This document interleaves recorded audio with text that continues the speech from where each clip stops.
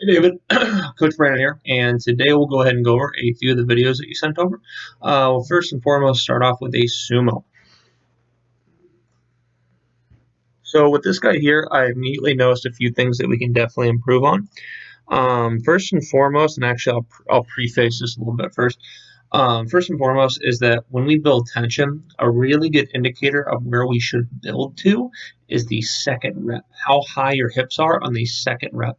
Oftentimes on the first rep, people misgroove their setup a little bit, drop their hips a little too low, and it causes a lot of forward motion and a little bit of rounding in the thoracic portion of their spine as well.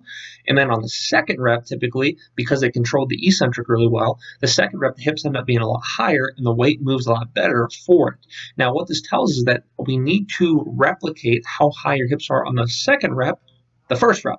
And oftentimes when people build tension, they just build, hips drop a little too low. That causes some of the faults that we're talking about. So for you, what I'd like you to do is really focus on working for every inch, pressing those feet through the floor and moving very slowly and intently as we build tension while trying to keep your hips about 3 to 5 inches higher on the first rep. Because again, dropping them too low is causing that forward motion and making the rep a lot slower with a little bit of wasted energy, because the second we get thrown forward, that's a lot of wasted energy and it's hard to lift a weight from that position. So what I'm actually referring to here is this guy.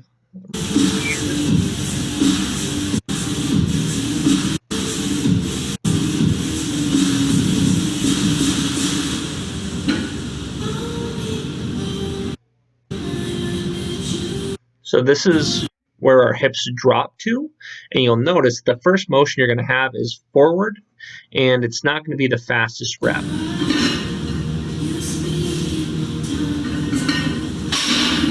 Now, second rep, our hips a lot higher, and it flew, moved a lot faster throughout. So now you kind of have some context to what I'm saying. We just need to have the hips. You need to build tension to a point where your hips are in the same level they were on the second rep to avoid that forward motion, to avoid the wasted energy, and to have a better power transfer and have the load move faster. So quite simple. We just got to repattern your setup a little bit and dial it in. Now, the biggest thing actually, though, and you'll see it a little bit more with your conventional than your sumo, but the biggest fault we actually have right now is something you can fix by just taking something off. We have to keep in mind that our shoes are so vitally important when we lift, especially in powerlifting. They're so vitally important. And there's an anti-injury mechanism in our brain where if your brain senses an instability, it will not recruit as many muscle fibers when you go to contract, and it will not produce as much force as a guarding mechanism when it senses an instability. Now, the way that most shoes are developed these days, unfortunately, is as an instability.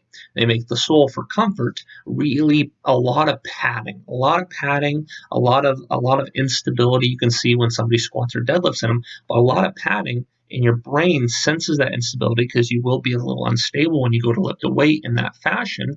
Your brain senses that instability and you have those effects. You aren't able to produce as much force. And you'll also notice that because your toes can't have their natural toe spread and they kind of get crunched up with toes or with shoes that aren't really meant to have proper foot mechanics, now your foot is not only unstable, your brain also senses instability, won't recruit as many muscle fibers, and your foot is like this.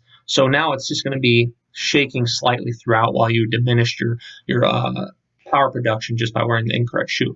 So what I want you to do is there's a few brands I can suggest. We at Kabuki Strength is a big fan of minimalist style shoes. There's Merrells that are like 40, 50 bucks on Amazon, free 2-day shipping. Awesome branded shoe. I'm personally wearing those right now. Those are my day walkers. You can also get some kind of deadlift slipper. They're 20, 30 bucks. Notorious lifts. There's one by Lifting Large Media, I think, Secure Lock shoes, I don't know, something like that. But the point is there's many different options, but more than anything, to have an immediate fix, just go ahead and go in your socks or barefoot, and you will notice your deadlift will get a ton better just from doing that, because again, you won't have that instability, your foot can have a natural toe spread, everything about it will get much, much better. And if we actually look at this video once more, you'll notice that throughout the lift, look really close, your shoes are just rocking, your feet are just rocking back and forth throughout the entire time. So again, that's not going to be conducive to lifting the most amount of weight that we could. Looking at this guy here.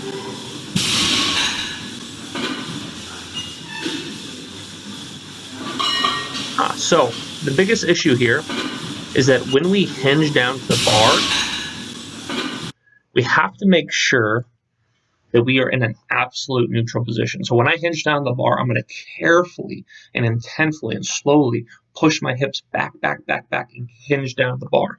But the second we bend down to the bar in a relaxed position, maybe rounding in the thoracic portion of our spine, and we try to brace from there, anytime we round in our spine, we mitigate how well we can brace. And on top of that, you're creating a positional issue that you then have to fix on your setup or while you're lifting, which most of the time it doesn't happen.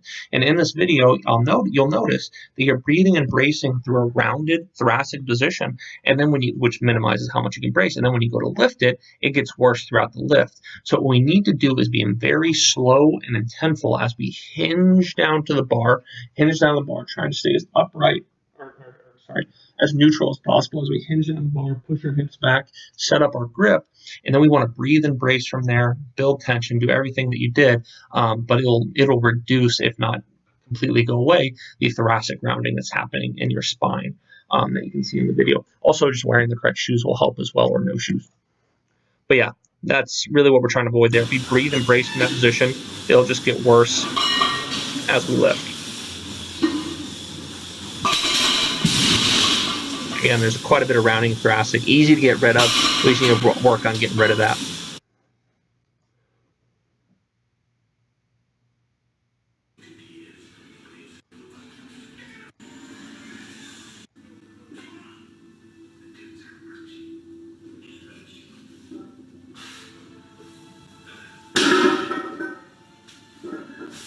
So same thing here, actually. Let me see this. Right here, we're breathing and bracing from this position here. And same thing as your conventional, when you breathe and brace from that position, reduces bracing capability, so on and so forth, and you have to overcome that position. But then also, so the biggest thing in this one, for the sumo on this video, you had this kind of combination of the issues you had in conventional and the sumo in the first video, is you breathe and brace from a rounded thoracic position, which reduces the ability to do so. And on top of that, creates a issue that you're going to have to fix in your setup, which most of the time doesn't happen. And then on top of that, we dropped our hips just a little too low on the setup, and you'll notice the second rep moved a ton faster because the hips went a little higher. So for you, it just seems like a thing across the board. The biggest things I want to reiterate for you in this video is, one, getting in the right shoe has unbelievable benefits, or just no shoe, unbelievable benefits to everything upstream. So that's going to be a huge benefit for you.